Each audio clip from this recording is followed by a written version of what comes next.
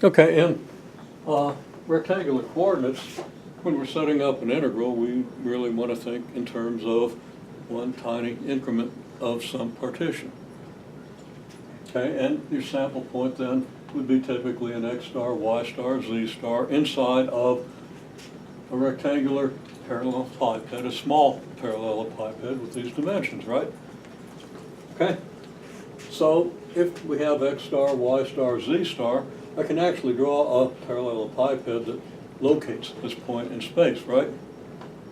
So there's your point x star, y star, z star, and you've got some small delta x around your x star, some delta y around your y star, and some delta z around z star, right? So that gives you a rectangle down here in the xy plane. Okay? And you go up here until you get your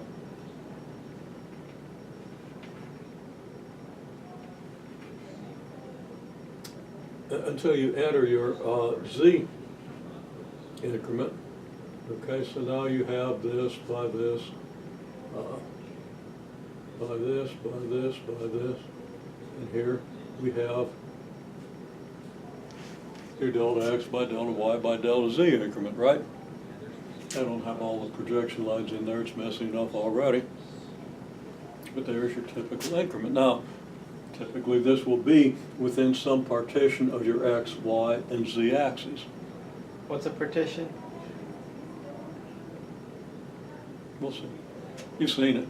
Okay. Look at what we've done. I just don't know Look at your notes. the language. Like a equals x naught less than or equal less than x1 less than x2 up through xn, which equals b. That's a partition of the interval from a to b. Review videos. Yeah. We did a bunch of stuff with partitions last week. That's the basis for multiple integration. Okay? Now, you had a test in physics, you haven't looked at it. Not the best strategy, but understandable. Okay? I don't recommend it. You'll do better if you organize yourself a little better, but naturally in the panic of a test here, a test there, and a test there, why look at something that you understood a week ago so you can reinforce it and understand it next time you look at it, right? Okay? Why would anybody do that? Well, that's ideal, and I know that, you know, we're not in an ideal world here. So even a well-disciplined fellow like you might make that error. It's going to take you longer to learn the stuff. On the other hand, you did pretty well on the physics test. We'll see about this one. Okay. Now, okay, so there's our increment, right?